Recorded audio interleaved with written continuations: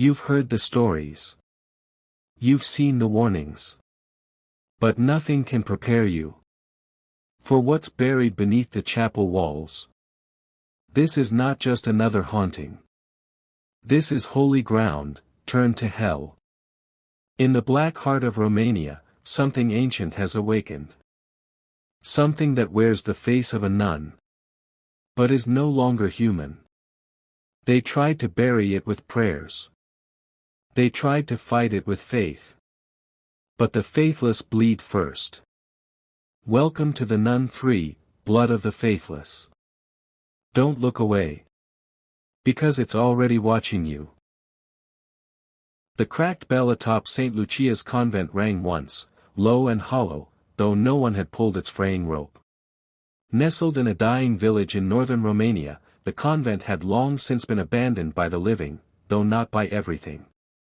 The Vatican had closed St. Lucia's after the final incident in 1956. Records were burned, names erased, and even the locals, who once whispered of miracles performed there, ceased to speak of it at all. Time did not heal the wounds left behind. If anything, it festered them. But now, in 2025, it called once more. Day 1. Vatican Archives. Father Dante Salazar stood under flickering candlelight in the restricted wing of the Vatican's secret archives, flipping through a forbidden black tome bound in stitched leather and something he feared was not ink. The words were scrawled in Latin, Romanian, and something older. Something wrong. On the last page was a single phrase, burned into the paper rather than written. Sanguis infidelium excitebit tenebras. The blood of the faithless shall awaken the darkness. He closed the book, his hands trembling. Who reclassified this from sealed to urgent? He asked aloud. The answer came from the darkness behind him. A signal came from St. Lucia's. The bell tolled. A child screamed. Father Dante turned to see Cardinal Gregorio, aged and bent but unshaken. His eyes were sunken and yellowed, like a man who hadn't slept in years. That place is cursed, Dante said. Why reopen the case? Because something has reopened it for us. Transylvania, the village of Tres Cruces. 3 days later, Dante stood before the ruins of St. Lucia's convent. It looked less like a religious site and more like the carcass of a slain giant, twisted, blackened walls, shattered stained glass, and scorched statues of saints whose faces had melted into expressions of terror. He was not alone. Sister Marianne, he greeted, nodding to the tall, pale woman who waited with arms folded beneath a thick wool habit. You're late, she said bluntly. She was not a nun in the traditional sense, she was Vatican Black Veil, part of a secret division trained not just in theology, but exorcism, ritual protection, and when needed, destruction. You were the last survivor of St. Agatha's, correct? Dante asked. Yes. And I remember her. Her face darkened. Valak. That name made the air itself feel heavier, as if spoken in sin. The demon nun, the defiler of holy ground, the devourer of souls. It's her again, she said. I can feel it. Together, they walked through the convent's iron gate, twisted inwards as if something immense had entered, not exited. Just past the gate, a narrow stone path led toward the main chapel, overgrown and cracked. The forest around them was silent. No birds. No wind. Not even the buzz of insects. As if nature itself dared not breathe here. And then came the sound. Drip. Drip. Drip. Dante's gaze turned upward. From the statue of the Virgin Mary. Nailed above the crumbling chapel door, a black-red liquid seeped from her eyes and ran down her stone cheeks. Blood, Sister Marianne whispered. But it's old. He reached out and touched it. Cold. Sticky. Metallic. But it hadn't been there when he arrived. It was fresh. The chapel doors creaked open before them, by themselves. Inside the chapel. Inside, the chapel was shrouded in thick darkness. Their flashlights barely penetrated the gloom. Dust hung in the air like ash from a funeral pyre. Every wooden pew was cracked, splintered, and marked with deep claw marks.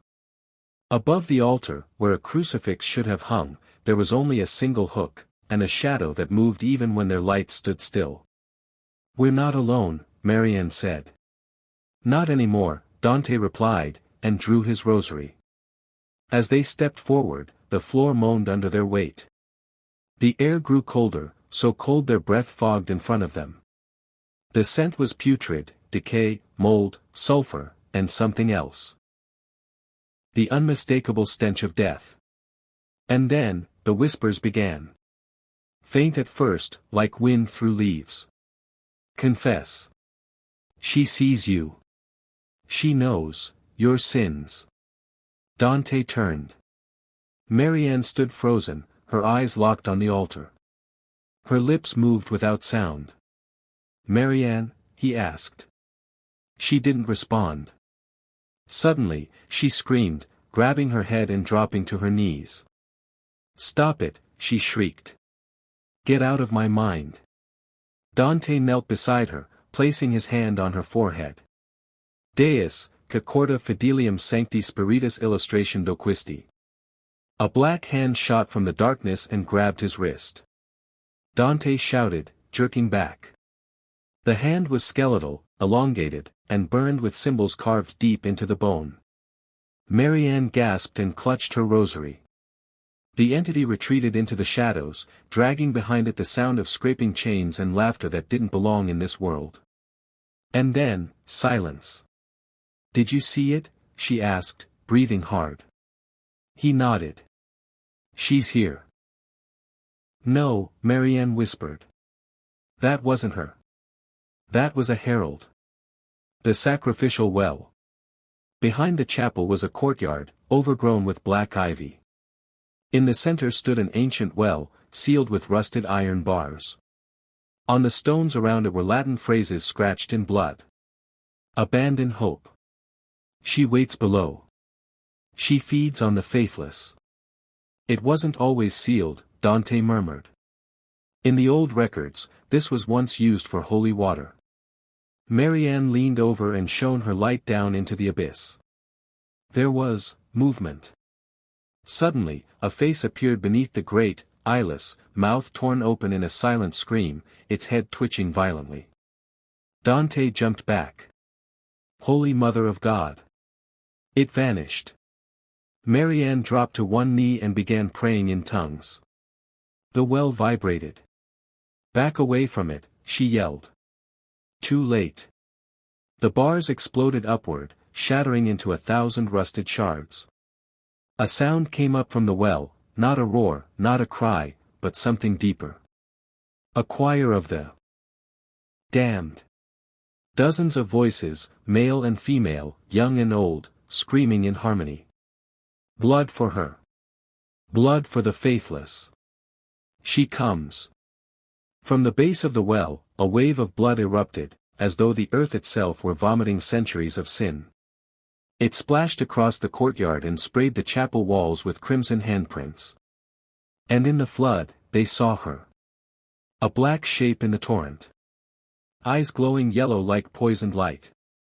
Teeth too many for one mouth. Valak. Not just a specter. Now, reborn. Flight to the tombs. Dante and Marianne ran, blood soaking their garments, slipping through the overgrowth and escaping into the catacombs behind the convent. The tunnel ceilings were low, carved centuries ago by monks. The walls were lined with the remains of the faithful, skulls with jawbones missing, femurs arranged like crosses. Behind them, footsteps echoed, but never in rhythm. Always one step too late. Always just a bit too close. Dante held up his cross. Et expelir demonia.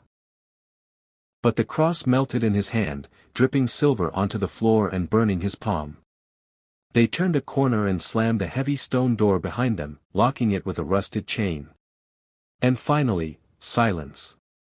The chamber beyond was circular, lit by dozens of untouched candles, though no one had been there in decades. At the center of the floor was a sigil, one they recognized from the Vatican's forbidden texts. A summoning circle. And in its center, a child's severed tongue, still twitching. The message from the dead. "I don't understand," Dante murmured. "This place was holy once." "Not anymore," Marianne said, scanning the walls. Each wall was inscribed with Latin prayers, each one partially crossed out, with a different word in its place. Dominus became Demonis. Sanctum became Sanguinum. Fidem became Fleetum. She's rewriting faith itself, Marianne realized. Twisting the very prayers into her own blasphemous scripture. Suddenly, one of the skulls on the wall groaned. Its mouth opened. From inside, a voice gurgled. "She needs 7. 7 without faith. 7 who doubt. Their blood will open the mouth of hell. You are the first." And then the skull cracked down the middle, spraying black rot into the air. The tomb of the whispering skulls. St. Lucia's catacombs, midnight. The cracked skull that had whispered its last breath now lay in 2 jagged halves, the tongue inside it shriveled into black ash. A foul presence pulsed in the air, thick, electric, suffocating. Father Dante wiped the rot from his face, heart pounding. 7 without faith, he whispered. "What does it mean?" "It's a ritual," said Sister Marianne, scanning the desecrated prayer walls. "She's preparing a blood covenant. 7 sacrifices. Not innocent ones, but those who have lost their faith." Dante looked down at the melting crucifix in his hand, its silver cross now twisted and malformed, almost demonic in shape.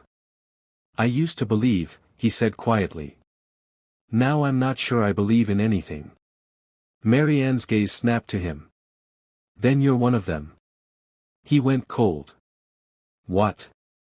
"She's marking you, Dante. You've been chosen. You're first. The dream of the damned." That night, while taking refuge in a sealed priest's chamber beneath the convent, Dante drifted into sleep, and into the mouth of hell. The dream began in silence. He stood inside a twisted cathedral. The pews were filled with corpses, priests, bishops, nuns, bloated, eyeless, and murmuring prayers backward. The crucifix above the altar slowly rotated upside down, the body of Christ transforming into something else. Its face cracked open, revealing Valak. Eyes burning like furnace coals. A smile so wide it tore her face in half. She floated above the altar, hands outstretched, blood dripping from her sleeves like stigmata. "Confess your unbelief," she hissed, her voice 1,000 whispers. "Your doubt is sacred. Your soul is mine." Dante tried to run, but the ground beneath him turned to living flesh, pulsing, grabbing, moaning. The floor dragged him down screaming into a pit of shadows. Before he vanished, Valak whispered in his ear. 6 more. He awoke with a scream. Blood trickled from his nose. His fingernails were cracked. His cross was gone. Marianne was already awake, sharpening her blessed dagger with slow, steady motions. "Tell me," she said, not looking at him. "What did she show you?" He didn't answer. He couldn't. The second marked. Tres Cruces was nearly deserted. They returned to the village for help, only to find the townsfolk gone.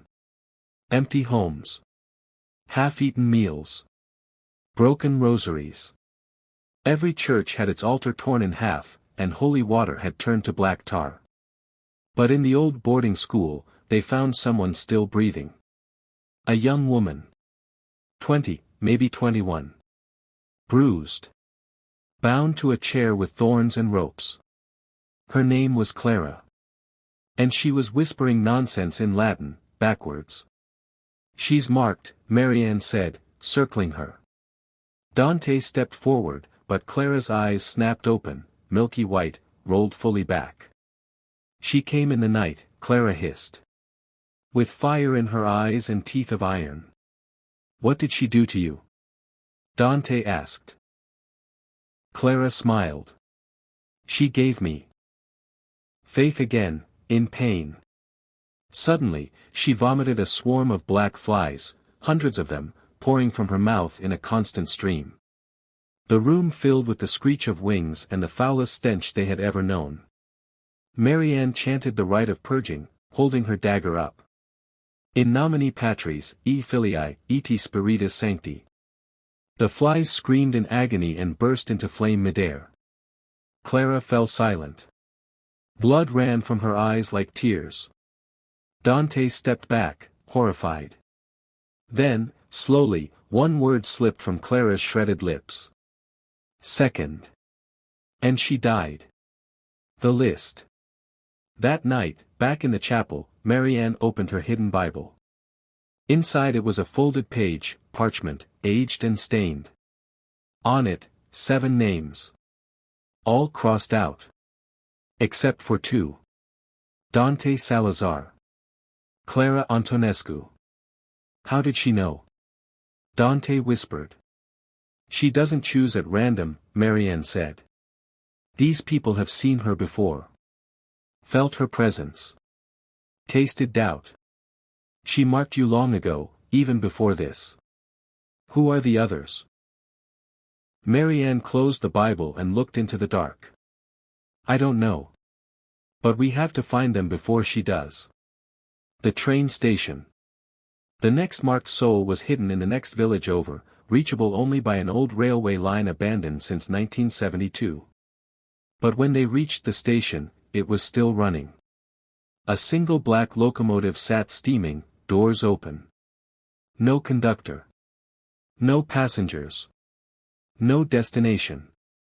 This shouldn't exist, Dante murmured. As if in response, the train's lights flickered, and a voice hissed from the speakers overhead. All aboard, the ride to revelation. Marianne hesitated. It's a trap. She wants us inside. But why? To show us what's coming. They boarded. Inside the train, time stopped. The carriages were filled with mannequins dressed as clergy, posed mid-sermon, mid-confession, mid-hanging. Each had rosaries melted into their plastic skin, and mouths sewed shut with red thread. As they passed through car after car, the train sped up. Outside, the world became a blur of fire, storm, and shadows, churches collapsing, children screaming, skies bleeding. In the final car sat a man. Alone. Trembling. And holding a blood-soaked Bible. His name was Father Lucien Cray, excommunicated in 2015 for heresy. I stopped believing when my prayers didn't stop the fire, he told them. I prayed as they burned. My whole parish. Children. Infants. I prayed, and he didn't listen. Dante stared at him. You're next. Cray sobbed. She told me. She whispered it in my ear as the smoke filled my lungs. Suddenly, every mannequin on the train turned its head toward them. Their stitched mouths tore open. They screamed in unison. 3. Father Cray clutched his head. And with no warning, his body exploded, coating the walls in blood and burning pages. The train screeched to a halt. Only 2 of them stepped off. The forest of crucified faith. Beyond the rails lay the cursed forest, marked by crucifixes nailed into every tree. But the crosses didn't hold Jesus. They held people, real people. Rotting. Alive. Eyes wide with agony. Each of them repeated the same prayer. She is my God now. She is my salvation. One of the crucified was still breathing. A woman in her 40s, hands nailed, eyes missing. Her name was Katerina Miles, a nun turned atheist after watching her twin sister murdered during an exorcism gone wrong. I begged him to save her, she croaked. I prayed. I gave my life. He gave me nothing. Marianne tried to free her, but Katerina screamed. She'll come if you pull me down. She wants it. She needs my doubt. Dante whispered a prayer anyway. Deliver us from evil. Suddenly, the trees shuddered. And Valak descended, crawling down a crucifix upside down like a spider, her veil flowing like black smoke. She whispered in Katerina's empty ear. And the woman burst into flame, her mouth stretched into a grin even as she burned. The forest screamed. 4. The Revelation. That night, in a chapel desecrated and drowned in shadow, Dante stared at the 4 names. Clara. Cray. Caterina. Himself. 4 souls. 4 without faith. 3 remained. She's building a gate, Marianne whispered, pacing. 7 sacrifices. 7 lost lambs. Each one opens part of the veil between this world and the next. Dante looked around at the candlelight warping. The veil is already thinning. He held up his hands, his skin was pale, veins blackening. She's inside me. In the mirror. Dante saw himself in the mirror that night, except it wasn't quite him. The reflection smiled when he didn't. Its eyes were yellow. Its teeth, too many. And it whispered. 3 more, and you'll be free. Then the mirror cracked, from the inside. St. Lucia's convent, the next morning. A sulphurous fog blanketed the ruined convent. The air felt wrong, heavier, tainted, humming with energy that wasn't divine. The once holy earth beneath their feet now pulsed, almost breathed, as if the entire ground were alive with something that shouldn't exist. Father Dante awoke drenched in cold sweat, claw marks on his arms. He had no memory of dreaming. Only the whispering. Always the whispering. Sister Marianne knelt across the room, praying over a map covered in handwritten Latin phrases and bloodstains. The list of names now had 4 crosses, proclaimed by the darkness. But she wasn't focused on the past. She was listening to the ground. They're moving, she said softly. Who? The next marked. They're not hiding. They're being drawn together. Dante stepped forward. By her? Marianne nodded. She's nesting. She's forming her church. The orphanage in the dust. Their journey led them to a forsaken valley. Valia Umbrae, once home to a Catholic orphanage that vanished in 1992 after a fire. There were no survivors. No remains. No reports. Only stories. As Dante and Marianne descended into the valley, they found the land dead and dry. All vegetation had turned to ash, and the air carried the stench of decay. At the center of the valley was a building buried under centuries of dust, its windows shattered, crosses inverted. A sign hung crookedly above the door. House of the Redeemed. But someone had scratched a new name below it, in red. The Dust Chapel. Inside, the building was a grave. Pews torn apart, walls smeared in dried blood and fingernail scratches. The air was full of dust, yet it moved as if breathing. Faces appeared in it, children's faces, smiling with mouths sewn shut. Then they heard the laughter. Faint. Mocking. High-pitched. Children, Marianne said. Not alive. No, Dante said grimly. Worse. Faithless. Room 17. They followed the laughter into a long hallway lined with broken doors, each marked with a number. Room 17 pulsed with a red glow. Inside was a circle drawn in blood and chalk. Dolls hung from the ceiling by rosary beads, their heads twitching. In the center stood a boy, no more than 10. He didn't blink. He didn't breathe. He was drawing something on the floor with a broken crucifix. When they stepped in, he looked up. His eyes were completely white. You're too late, he said in a sing-song voice. She's already inside me. What's your name? Marianne asked. The boy tilted his head. We don't use names here. We use sins. Then what's yours? He grinned wide. Blasphemy. Suddenly, he let out a shriek that cracked the windows and bent the walls inward. Every doll's eyes glowed red, and their heads exploded in bursts of black smoke. The blood circle on the floor caught fire. From the flames, Valak's face emerged, smiling, flickering. 5. The boy's body crumpled to ash. Only his rosary remained. It slithered like a serpent, wrapping around Dante's ankle before falling limp. Thus children. In the chapel's basement, they found a massive room filled with beds, hundreds of tiny mattresses, rotted and burned. The air grew thick with dust.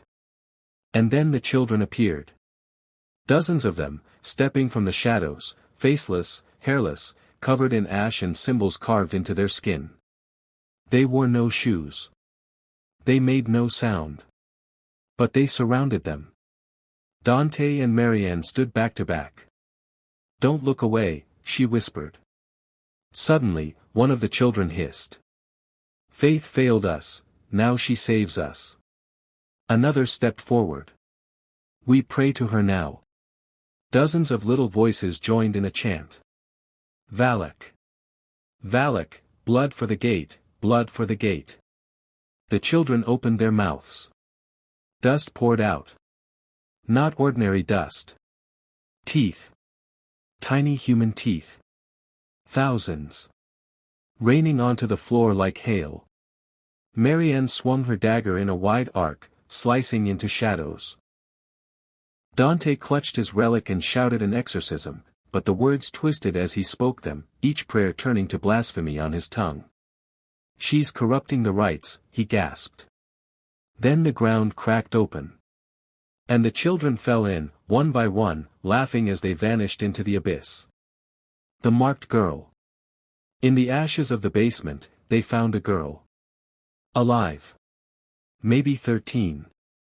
Huddled inside a coffin made from broken pews and nailed crucifixes. Her name was Eva. She was the only survivor. Barely. "I didn't believe in anything anymore," she whispered. "And she came to me in my dreams. She offered me something, real. Did you accept?"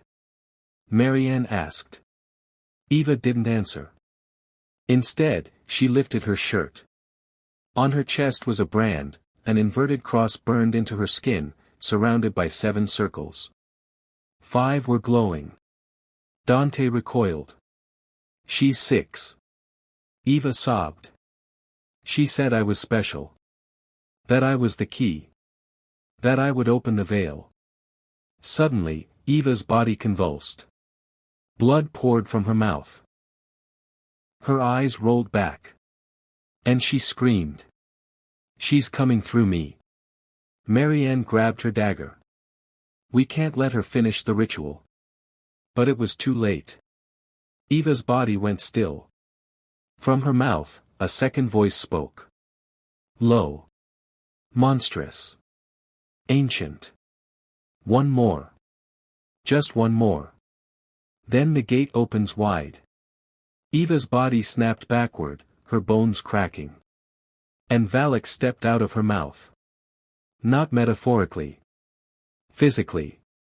She ripped herself out of the girl's corpse like a newborn from a womb. Dripping with blood. Smiling. Alive. Marianne screamed and threw a vial of holy oil, but Valak's laughter turned it to steam in midair. "Run," Marianne whispered. They ran.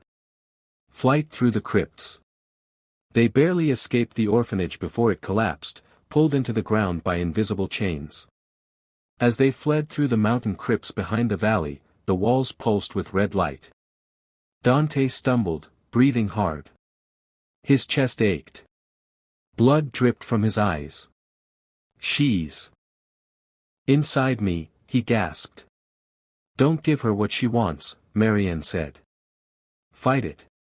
She's in my thoughts. My dreams. My prayers are hers now. Then shut your mouth and follow me." They burst into a chamber filled with bones. And waiting there.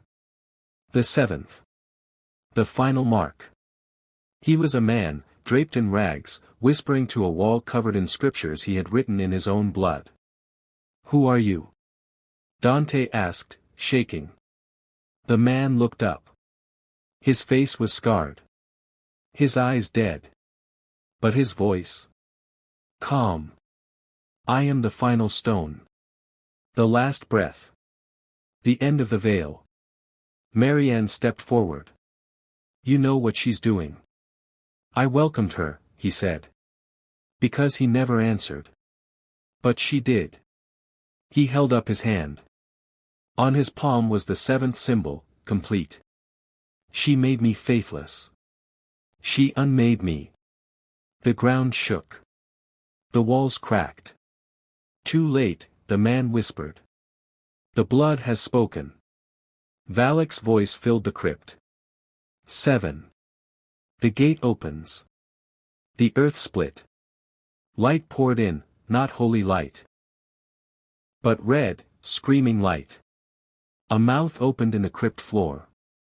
A giant, circular gate lined with screaming faces of the sacrificed. It pulsed with living flesh, veins crawling up the walls like vines. And from within it, clawed hands. Dozens. Hundreds. Twisted nuns with hollow faces. Children made of smoke and sin. Priests without eyes, chanting backward hymns. Valak stood at the edge, arms open. This world was built on lies. I am the truth. She turned her burning gaze toward Dante. And you will lead my new church. Dante fell to his knees. The gate pulsed. The world shook. And the blood of the faithless ran like rivers. The gate, minutes after opening. The crypt of flesh howled with the sound of 1,000 dead voices, echoing across realms. From the massive wound in the earth, the veil gate, a blasphemous flood of unholy entities poured out like diseased blood from a torn artery. These were not ghosts. Not demons in the way the church had ever faced before.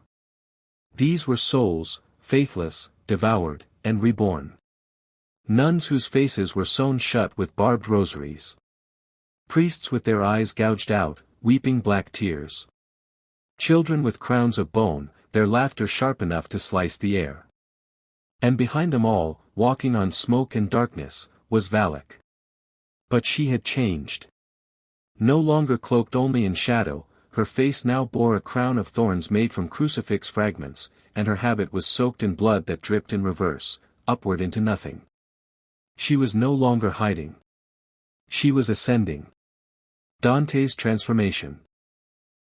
Father Dante fell to his knees, screaming in agony as something burned beneath his skin. The seventh mark now glowed across his chest, pulsing like a beating heart. He clutched at his collar as black veins burst from beneath his flesh, snaking up his neck and into his eyes. He vomited a river of ash, his mouth whispering prayers in languages not of this world. Marianne held him down. "Fight her. You're still yourself." Dante looked up. But it wasn't his voice that answered. There is no self. Only submission. Only truth. Only her. His eyes flickered yellow. "Valak," he whispered in awe. "She's so beautiful." Marianne slammed a vial of sacred oil into his forehead. The glass cracked and hissed as the oil burned away the spreading corruption. Dante shrieked, gripping his head as he fell back into himself, eyes wide with terror. I almost gave in," he choked. "She's inside all 7 now," Marianne said. "You more than any of them. But I'm still here. For now." The first sermon of the Shadow Church. In the chapel above the crypt, Valak began her first unholy mass. A congregation of twisted souls knelt before her, each a former believer turned hollow. Their faces were gone. Their mouths sealed. Their hands nailed together in mock prayer. The pulpit cracked open like bone, and Valak ascended it, holding a twisted, melted crucifix upside down in one hand and a Bible made of stretched skin in the other. She spoke not in words, but thoughts, which drilled into every skull within a mile. Your gods have failed you. Your prayers were lies. Your suffering, meaningless. But I have heard you. She raised her hands. Kneel, and be reborn. Rise, and be faithful in your faithlessness. The congregation moaned, twisting and transforming into faceless shadows, their humanity stripped like skin peeled from bone. The Church of Shadows had been born. And the world would never be the same. The Vatican's silence. Thousands of miles away, in the heart of Rome, alarms rang in the hidden chambers of the Vatican. The Order of the Black Veil had been watching. But they were too late. Cardinal Gregorio stared into the eyes of Saint Agnes, a divine relic that glowed when evil manifested. Now, it bled. Seal the catacombs, he ordered. But our agents. They're already dead, Gregorio snapped. Or worse. The holy flame that once burned in the cathedral of St. Michael flickered out. The world had lost its light. The rise of the apostate saints. Marianne and Dante, bruised, bloodied, and half-mad, stumbled through a new hellscape. The mountain village had transformed. Where once were houses, now stood twisted sanctuaries, grown like tumors from the earth, made of bone, ash, and warped iconography. Angels hung upside down from their wings. Statues of saints screamed in pain, their eyes replaced with candle flames. She's rebuilding everything, Dante said, voice hollow. Her own version of heaven. They passed a wall where 7 names were now carved in fire. Dante Salazar. Clara Antonescu. Father Cray. Katerina Miles. The Ashen Boy. Eva. Jonathan Page. 7 names. 7 lost. And beneath it, one word, Ascension. Inside the apostate chapel. They entered a building that once was a library, now transformed into a cathedral of heresy. At its center was an altar made of spines and tongues, and upon it rested a holy book, no longer a Bible, but a corrupted scripture titled Veritas in Tenebris. Truth in Darkness. Dante opened it. But the pages were blank. Until he bled on it. His blood wrote the words. His soul filled the book. And in the language of the damned, it told a prophecy. When 7 faithless bleed, the gate shall open. When the gate opens, the sky shall fall. And when the sky falls, the false light shall be devoured. Dante fell to his knees. It was never about possession, he whispered. It was about replacement. Marianne clutched her blade tighter. She's not destroying heaven, she's becoming it. The angel eater. Suddenly, the air split open, literally tore, and a being descended. It was not Valak. It was something older. A creature of divine light, but screaming in agony. An angel, cast down from above, its wings shredded, its face weeping gold. Valak emerged behind it. She smiled. And she devoured it. Not metaphorically. Her mouth unhinged. Her face split. Her true form, a void of endless mouths, swallowed the angel whole. Its light dimmed. Gone. And with it, a piece of hope extinguished from the world. Marianne turned to Dante, pale with horror. She's feeding on them. On the divine. Every holy thing she consumes, she grows stronger. We're witnessing the end of the war, Dante said. And we're losing. The broken bell tolls again. Far above the ruined convent, the ancient bell rang once more. But now, it rang in reverse. Time bent. The dead moved. And across the world, churches cracked open. Statues bled. Rosaries ignited. And shadows began to walk. In Vatican City, the Black Veil agents were slaughtered by unseen forces. In Jerusalem, the Wailing Wall wept blood. In the Americas, every crucifix turned to ash. The age of light was ending. The church of shadows had risen. The possession of the sky. As the final sign, Valak did not need to hide in bodies anymore. She had grown too strong. She possessed the sky itself. Black clouds twisted into her image, blotting out the sun. Lightning cracked with her scream. Children were born without eyes. The faithful wept tears of worms. And Dante? Dante could no longer tell whether he was dreaming, possessed, or still alive. He felt her inside every breath. Every heartbeat. Every prayer he tried to whisper. The prophecy burns. The Veritas in Tenebris burned in Dante's hands, its pages turning to smoke. But he saw one final prophecy etched in flame on its last page. When the seventh falls to silence, the gate will close. But if he speaks her name in truth, she will reign eternal. Marianne looked at him. You're the seventh. Dante's lips trembled. She wants me to accept her. Marianne raised her dagger. If I have to kill you to stop this, I will. But Valak's laughter echoed from every surface. He's already mine. St. Lucia's convent, midnight. The bell tolled backward again. The ground vibrated in pulses. The air itself seemed to hum with the sound of breathing, but not from anything human. Father Dante Salazar stood motionless inside the inner sanctum of the defiled convent, staring at the inverted altar, where the Book of Tenebris had disintegrated to ash. He was shaking. His hands were pale. His mouth dry. His eyes no longer entirely his. The seventh mark on his chest now glowed with a dull, rotting gold, like the dying flicker of a star long ago extinguished.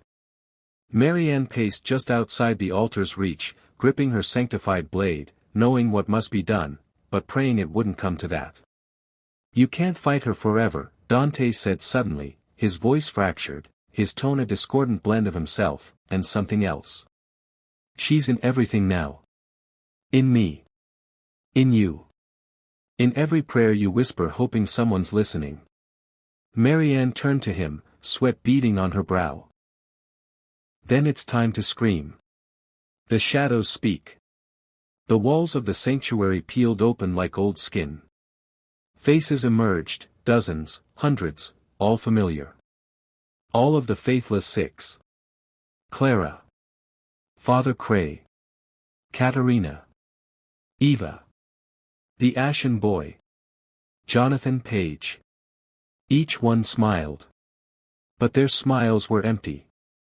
Eyes glassy. Teeth rotted.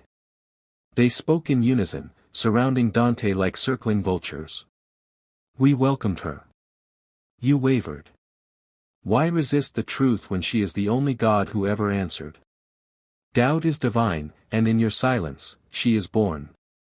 Dante collapsed to his knees. Blood trickled from his ears. The voices were inside his skull now, behind his thoughts. Behind everything. Marianne grabbed his shoulders and shouted above the noise. You still have a choice. His eyes met hers, bloodshot, glassy, flickering between yellow and brown. I don't know who I am anymore. The test of silence. Deep below the convent, in the original crypt, once a chamber of martyrdom, now a cathedral of the damned. Valak waited. She sat on a throne built from melted saints and broken altars. Her veil trailed like black oil, stretching across the floor like living shadows. And in her clawed hands, she held Dante's soul, not figuratively, but literally. It pulsed like a dying ember between her fingers, chained by sin, humming with despair. He is mine, she whispered. He has been since the first doubt crept into his heart like a serpent.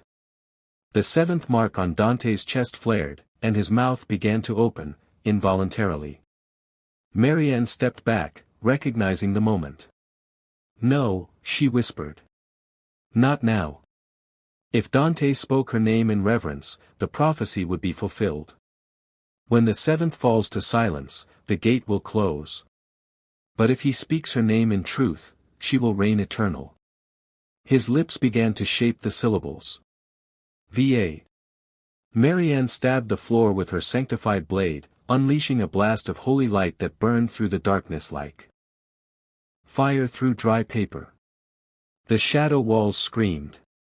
Valak hissed in pain. And Dante gasped, his mouth forced shut. He screamed, not with his voice, but with his blood. The shattered confessional. Marianne dragged him into the last remaining part of the convent untouched by the corruption, a confessional booth, old and splintered, but sealed in holy wards by nuns long dead. Inside, she forced Dante to sit. She entered the other side and whispered through the screen. Confess, Dante. Now. Before she takes your voice. He didn't answer. The lights flickered. The shadows coiled. Dante. He finally spoke. I stopped believing when my sister died screaming in a hospital bed, and God gave me silence. Marianne swallowed hard. I understand. I lost mine during an exorcism. She begged me to stop, but I didn't. I watched something crawl out of her mouth and vanish into the shadows. I was 14. Dante leaned forward, his voice cracking. Then why do you still believe? Because she does, Marianne said. And if evil can believe in something so much that it tears open the sky to get it, then I can believe in stopping her. The confessionals would turn hot. Steam rose from its corners. She's listening, Dante said. She's inside this booth. Then the wall exploded. Possession of the seventh. Valak entered the room, not through the door, but through Dante himself. His body rose from the ground, floating. His limbs hung limp. His mouth opened wide, unhinging as shadows poured out of it like smoke from a funeral pyre. The voice that came was not his. You still don't see it, do you, little sister? Marianne gripped her blade. You're not my sister. Oh, but I am, the voice whispered.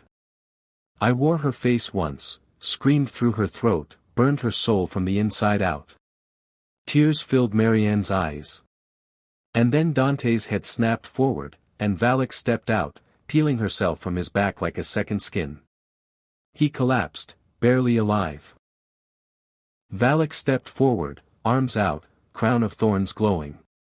Speak my name, seventh, say it with your final breath. Dante gasped, convulsing. V. V. Marianne ran forward, slicing across her palm and pressing it to his lips. Her blood, blessed and sacred, silenced the words. Valak screamed. The whispering choir. Suddenly, the walls filled with chanting. Dozens of glowing nuns appeared, ghosts of the faithful, long dead, but not forgotten. They surrounded Valak, their mouths wide, unleashing the holy word. In nomine Dei, te expellimus, creatura maledicta. Valak thrashed. The floor split. Light poured in. Not shadowed light. Not twisted. True light. The kind that burns evil to its core. Dante's body levitated, the seventh mark now turning white-hot. He screamed. Marianne held him close. Don't speak, she whispered. Just believe. The silence falls. The convent exploded with holy fire. Every window shattered. Every cursed symbol cracked. Every unholy object caught flame. Valak's body split into hundreds of smaller shadows, each trying to escape. But they couldn't. Because the seventh had gone silent. Dante closed his eyes. And refused to speak her name. The gate began to close. A cyclone of wind and dust filled the chapel. The Book of Tenebris was consumed. The unholy church cracked and bled. The sky screamed. And then. Silence. Aftermath, St. Lucia's ruins. The sky cleared. Sunlight, real sunlight, pierced the clouds.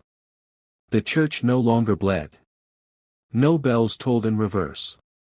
No whispers echoed. Marianne lay beside Dante in the rubble, bloodied, bruised, but alive. She looked into his eyes. Still brown. Still his. He had not spoken her name. He had chosen silence. But deep below, in the deepest part of the veil, where the light does not reach, where shadows are not just void, but alive, where time is bent and faith becomes a scream, she waits.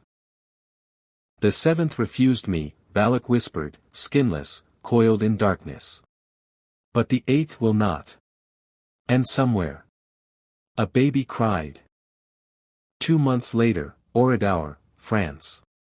The town of Oradour had once been a whisper of history, known only for its ruins, war memorials, and silence. But tonight, it was screaming. Not with voices. Not with gunfire. But with cries that came from beneath the soil. A priest had gone missing. The bells tolled even though the rope had been cut. And the statue of the Virgin Mary had bled from the eyes 3 nights in a row. Something was coming. No one knew its name. But it remembered theirs. Marianne's return. Marianne stood before the ruins of the original convent, the burned remains of St. Lucia splayed across the earth like a dead, open eye. She hadn't slept in days. The nightmares never stopped. But it wasn't Dante she saw in her dreams anymore. It was a cradle. Rocking by itself. And something breathing beneath it. She didn't die, Marianne said aloud to herself. She moved on. There was no comfort in survival. Only dread in what came next. Dante's silence. Dante had spoken only once since the final battle. And the words were not comforting. He'd looked at Marianne with eyes full of unfiltered terror and whispered. The eighth was born under the eclipse. He hadn't said another word since. Now he sat in a holy facility under Vatican protection, monitored by exorcists and psychologists. He painted. Over and over again, the same thing. A child. A crib. A black veil draped above it like a funeral curtain. The Vatican secret. Cardinal Serrano slid a folder across the table. His hands trembled. His skin was pale. His lips cracked from whispered prayers too often repeated. Marianne opened the file. Photos. Birth records. Audio recordings. 8, Serrano whispered. There were 8 original orphans who survived the massacre at the Romanian monastery back in 1952. The 7th was Dante. Marianne's breath caught. And the 8th? The cardinal's mouth quivered. She was different. The blood-baptized girl. Her name was Isadora. Adopted by a silent order in Belgium. No speech until age 7. No emotion.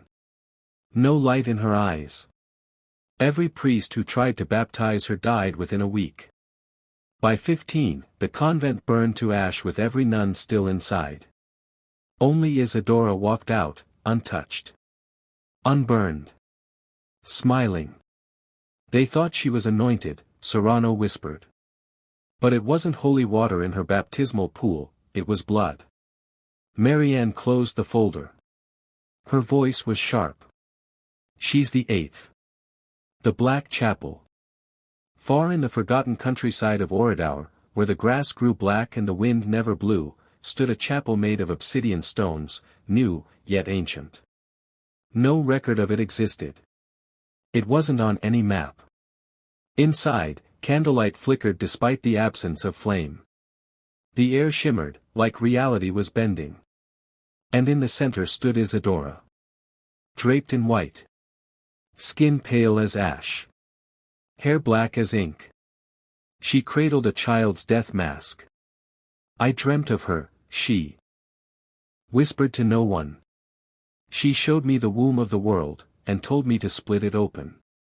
From behind her, Valak stepped forth, not in full form, but like a shadow wearing skin. You will do more than open it, child, Valak whispered. You will become its midwife. Isadora smiled. And began to sing. Voices of the Damned. In the Vatican's underground archives, Dante suddenly screamed. No one could stop him. He thrashed, bleeding from the eyes, the seventh mark glowing again. But this time, it didn't stop at 7. An eighth sigil burned into his shoulder, black, cracked, pulsating. He screamed one word. Isadora. At the same moment, all crucifixes in the building turned upside down. Water turned red. 1,000 whispered voices rose in harmony, each chanting the same thing. The eighth has broken the seal.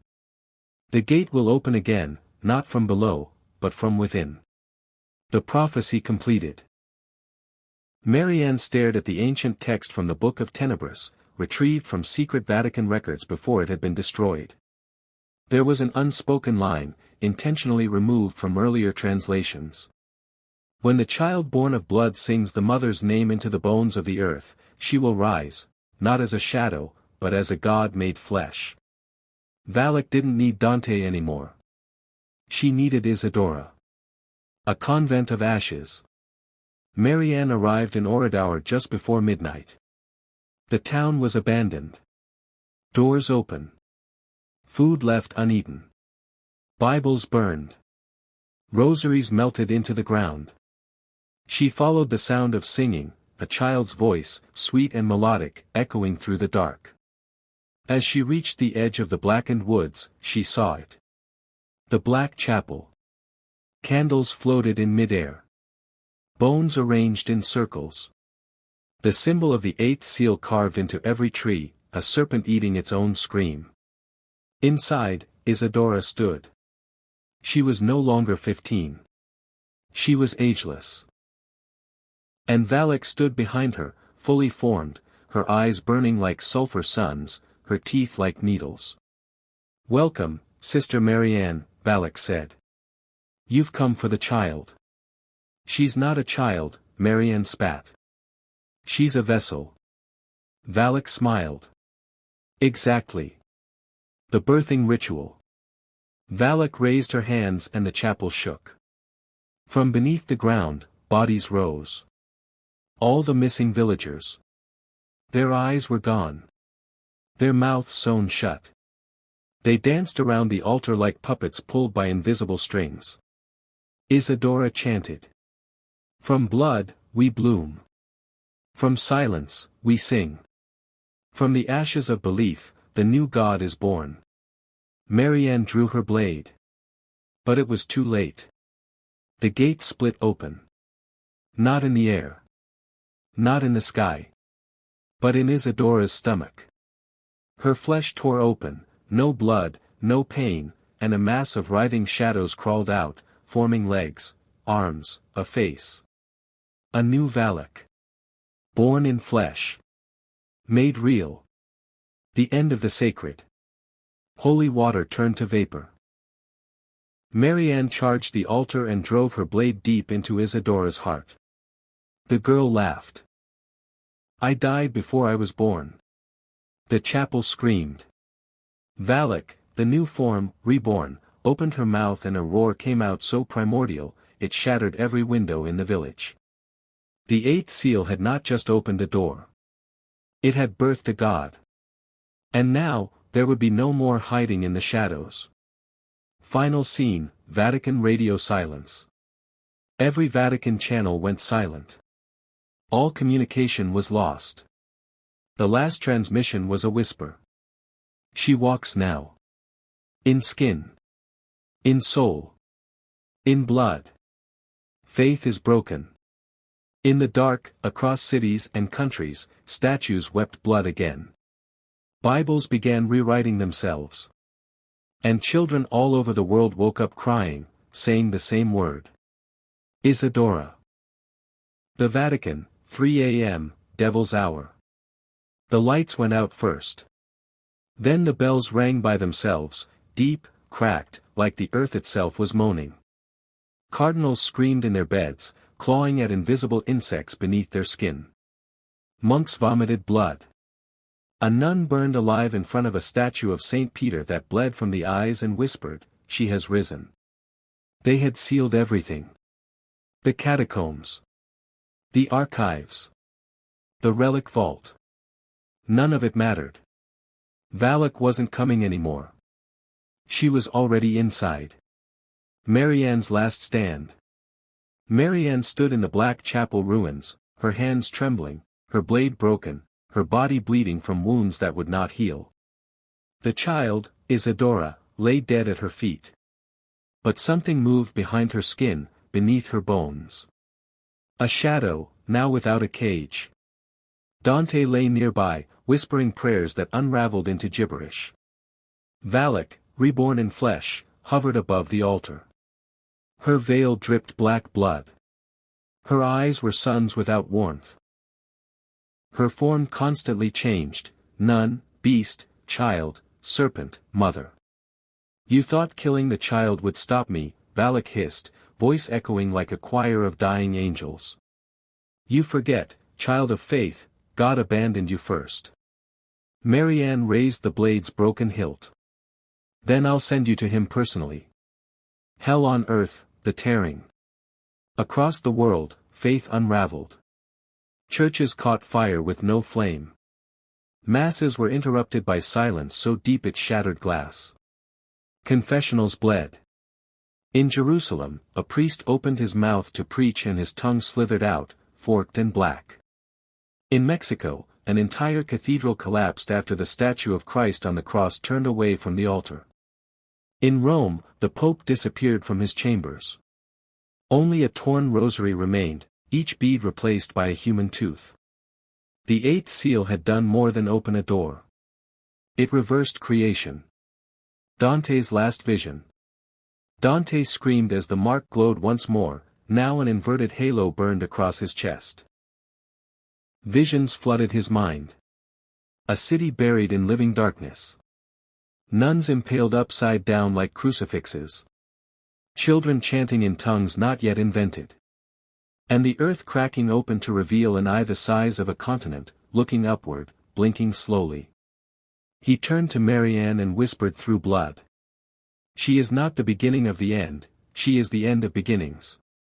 And then he fell silent. His body turned to ash. The mother emerges.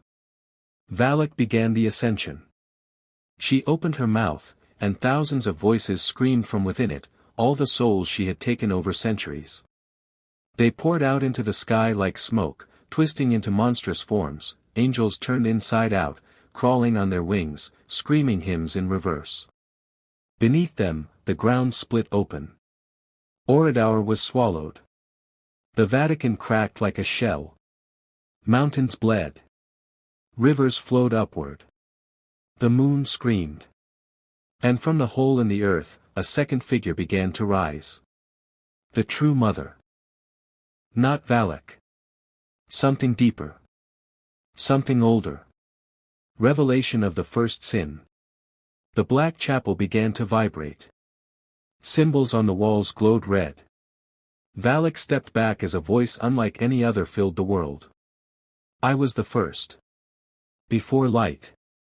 Before the word. Before heaven. Before fall. What came forth had no name. It wore a veil of flame. Its body was a cathedral of suffering, windows made of screaming mouths, limbs shaped like inverted crosses, wings covered in the faces of forgotten saints." Valak fell to her knees. "Mother. You were merely my shadow," the being said. "Now you will become my mouth." Valak screamed. Her body tore apart. And the mother of nothing stepped fully into the world. The final confrontation. Marianne stood alone. The last witness. She walked into the altar, bleeding, broken, faithless. "Why me?" she asked the dark. "Why choose me to survive all of this?" The mother turned to her. "You were never chosen. You were forgotten." Marianne dropped to her knees. For the first time, she believed. Not in God. Not in salvation. But in the absolute absence of both. Heaven falls. The sky shattered. Stars blinked out. Angels fell, their wings torn off, their halos rusted. Trumpets once meant to announce the return of Christ now played discordant screams. Heaven didn't fight. It simply collapsed. The throne stood empty. The Lamb's book of life burned to ash. There was no second coming. Only a first ending. Faithless. Marianne stood before the mother of nothing. "End me," she whispered. "Finish it." The mother reached out, but did not strike. "You will live," she said. "To remember. To wander. To carry my absence." And with a kiss of shadow, the mother disappeared. The earth fell silent. Aftermath, 1 year later. There are no more churches. No more prayers. No more crosses. Only black-veiled statues in every corner of the world, statues of a nun, her face blank, her eyes missing. Marianne walks alone. Across deserts. Through cities buried in ash. People gather around her, asking, "Did God die?" She answers every time. "No. God was never here to begin with." Final image. A child is born in the ruins of Oradour. She is silent. She has no eyes. When her mother tries to name her, the infant opens her mouth. And a black feather falls out. You've heard the stories. You've seen the warnings. But nothing can prepare you for what's buried beneath the chapel walls. This is not just another haunting. This is holy ground, turned to hell. In the black heart of Romania, something ancient has awakened. Something that wears the face of a nun. But is no longer human. They tried to bury it with prayers. They tried to fight it with faith. But the faithless bleed first. Welcome to the Nun 3, Blood of the Faithless. Don't look away. Because it's already watching you.